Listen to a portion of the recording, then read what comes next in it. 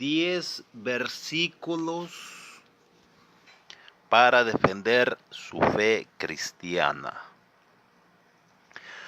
Una de las cosas que como cristianos nos preocupa es saber cómo defender nuestra fe cristiana. Sean McDowell hizo un análisis y escogió los 10 versículos que nos ayudarán a defender la fe cristiana. 1 Pedro 3:15. Sino santificad a Dios el Señor en vuestros corazones y estad siempre preparados para presentar defensa con mansedumbre y reverencia ante todo el que os demande razón de la esperanza que hay en vosotros. Como un apologista, usted puede encontrarse en la situación de tener que defender el propósito de la apologética.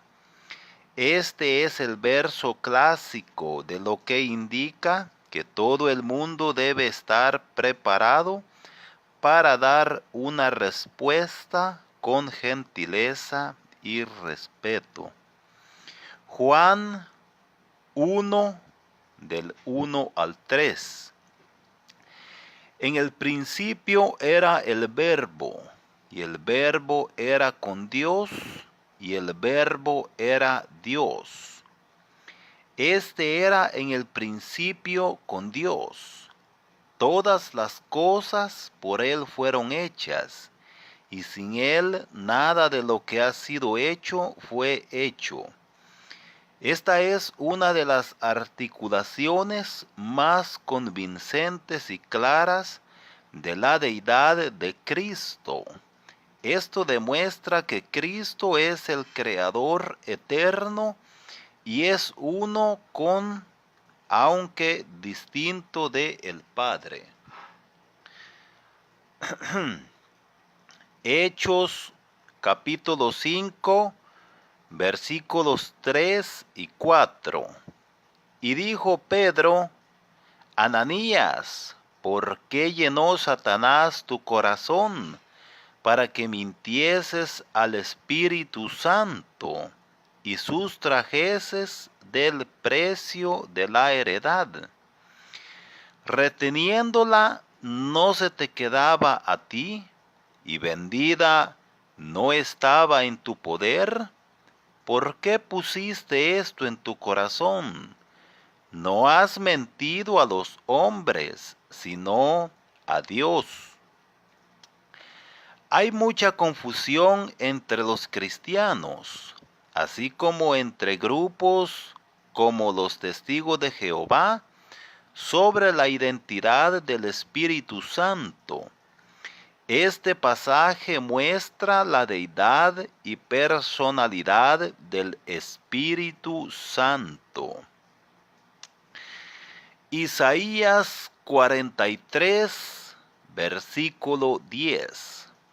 Vosotros sois mis testigos, dice Jehová, y mi siervo que yo escogí, para que me conozcáis y creáis y entendáis que yo mismo soy.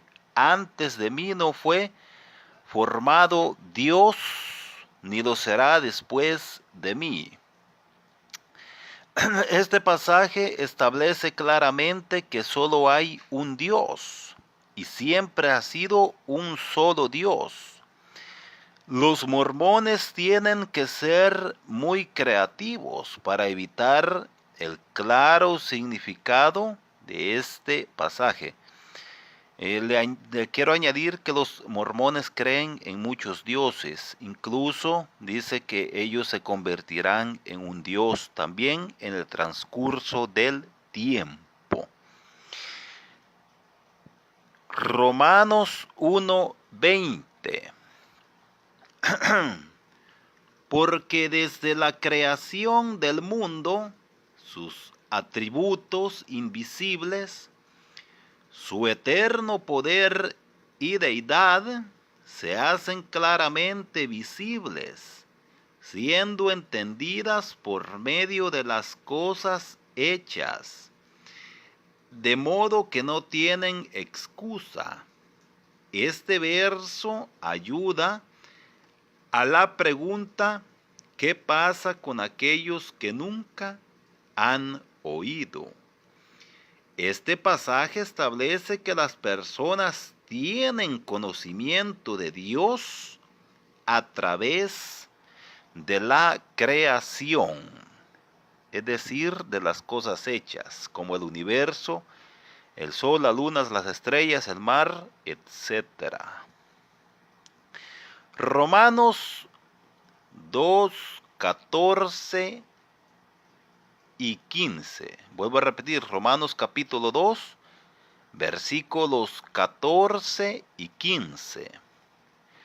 Porque cuando los gentiles que no tienen ley hacen por naturaleza lo que es de la ley, estos, aunque no tengan ley, son ley para sí mismos, mostrando la obra de la ley escrita en sus corazones, dando testimonio su conciencia y acusándoles o defendiéndoles sus razonamientos.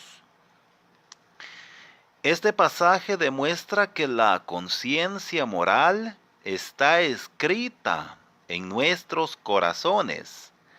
La ley moral es universal, incluso entre aquellos que no tienen la ley escrita. Evangelio de Juan, capítulo 6 y versículo 29. Respondió Jesús y les dijo: esta es la obra de Dios, que creáis en el que Él ha enviado. Muchas religiones pseudo-cristianas basan la salvación cristiana en las obras. En este pasaje Jesús establece claramente el requisito de la salvación. Creer, es decir, creer en Cristo. Juan capítulo 20, versículos 30 y 31. Hizo además Jesús muchas otras señales en presencia de sus discípulos, las cuales no están escritas en este libro. Pero estas se han escrito para que creáis que Jesús es el Cristo, el Hijo de Dios, y para que creyendo tengas vida en su nombre. Los escépticos a menudo creen que la fe es ciega.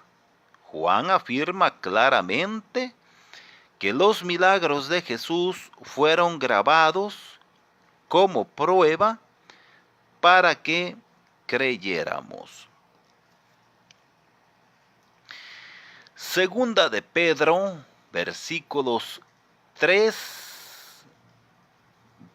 Segunda de Pedro, capítulo 3, versículo 9. El Señor no retarda su promesa, según algunos la tienen por tardanza, sino que es paciente para con nosotros, no queriendo que ninguno perezca, sino que todos procedan al arrepentimiento.